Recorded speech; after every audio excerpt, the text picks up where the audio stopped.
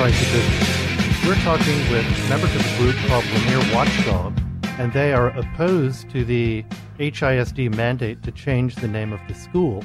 And when we went to the break, we were talking a little bit about some of the changes and kind of the way that the school board brought this up, added Lanier to the list of other schools that are up for a name change.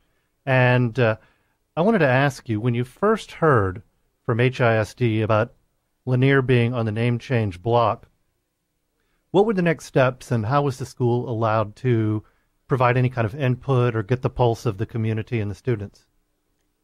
So our PTO did a very good job of trying to reach out to the community, and not only the Lanier community, but also the surrounding neighborhoods.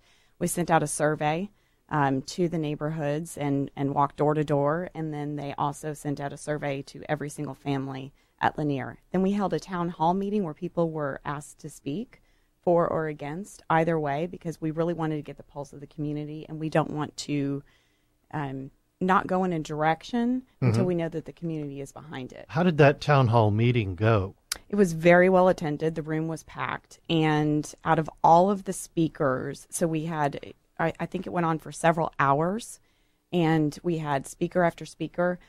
There were 48 speakers who were against the name change, and only 4 were for the name change. Wow. Well, I think we did all this in response. We had a very positive feeling at first because our trustee had sort of said in an interview in response to questions about the name change that she was prepared to listen to her community and hear what they had to say. And we were very excited that she came to the town hall meeting. And then just to make sure, one of her concerns was that we were not able to sort of control the survey in the community. You know, how are you going to really make that a true representation of the socio-demographic community? So we decided to have a survey taken in school in what would be the equivalent of students' homeroom classes, so that we could have as accurate and well-represented a survey as possible. And our students, the results of that poll, 77% of that population wanted to keep the name, and of the remaining percentage, that was divided pretty equally between kids who wanted to change the name and kids who just really didn't care. So we really wanted to make sure that we were going at the trustees with as much information as possible. Yeah, and so you got all of this information, and then what was the next step? What happened then? So we also did an architectural...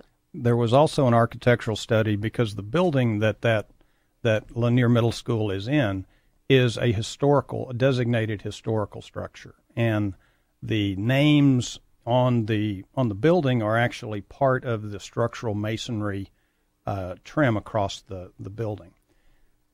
There was an estimate to alter that in a way that would be historically consistent with the building, and it's over $300,000. Wow! With skilled artisans performing the work. So this beautiful and sort of gem of a building in Houston deserves something. If it's going to be altered, it deserves something that's consistent with the theme. So this is a very expensive structural proposition, as well as being one that we think is inconsistent with the desires of the community. Well, sure. And, there's no secret that HISD has huge budget shortfalls. So that's the cost that you just mentioned, Ron. That is just for the facade, this if is you the will, facade. of the school. This really doesn't cover any other costs like alteration of school uniforms. And we have a population of kids for whom the purchase of uniforms is a very expensive proposition. Yeah. And so now you're talking about, and we require uniforms of all of our students. So now a name change requires the entire community to essentially re-wardrobe the entire student population at a cost that's quite significant to some of our families. And that's right out of the family's pockets. Well, that eliminates extracurricular costs as well, because all the costs to replace sports uniforms, any fine arts assets that we own, any PTO gear that we own, all of that is gone, and that will come in the form of increased student fees to participate in those organizations. So it almost forces us to be exclusive in a way that none of our community can afford to do. Really, so I mean, it's a hidden fee that comes with the whole idea. And so we took all of those financial statistics, all of our community surveys. We sort of got all this information together and went to the trustees meeting where they were going to vote on this resolution for the name change. The school board meeting. Yes, which I think jump in here because that was a 3-ring circus. And I would suggest that in watching that performance, and I can only call it a performance at the school board, it was probably one of the most disillusioning things that our students have ever encountered. You have middle school students who are taking that brave step of speaking in a large governmental public forum, and then to be berated because their view is inconsistent with that of several of the trustees is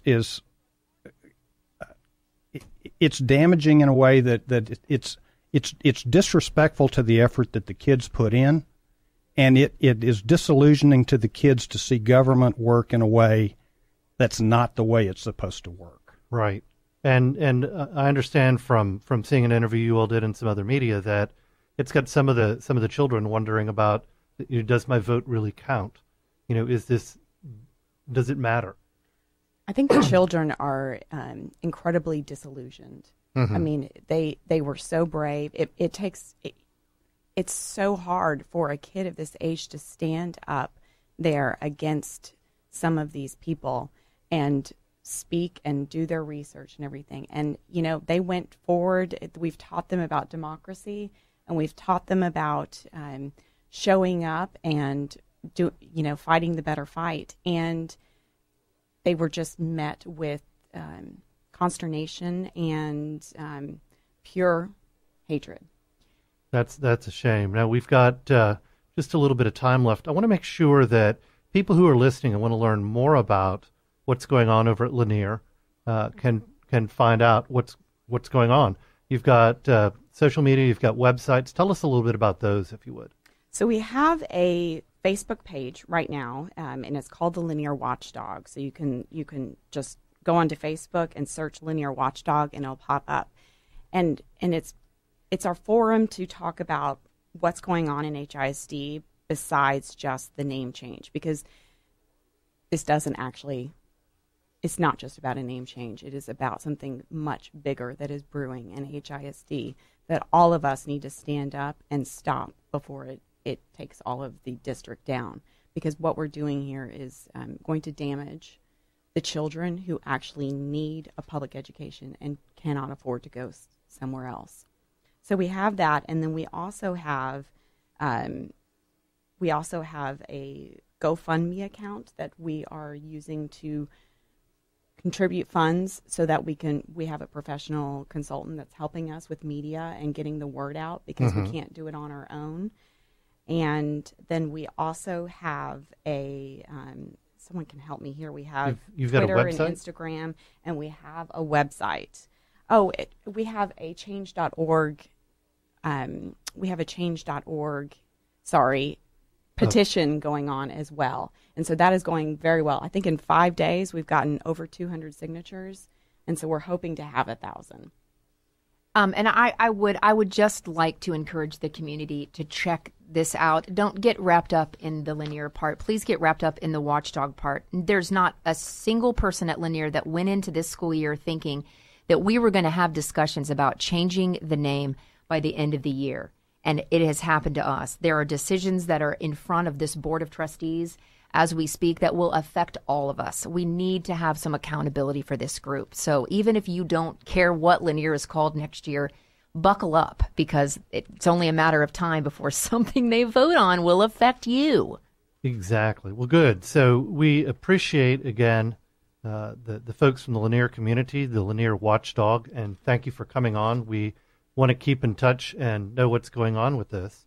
But that about wraps up our show for today. That's the end of today's Price of Business. We would like you to check us out on priceofbusiness.com and read more about our radio show and about our new TV show. Also, check us out on usdailyreview.com.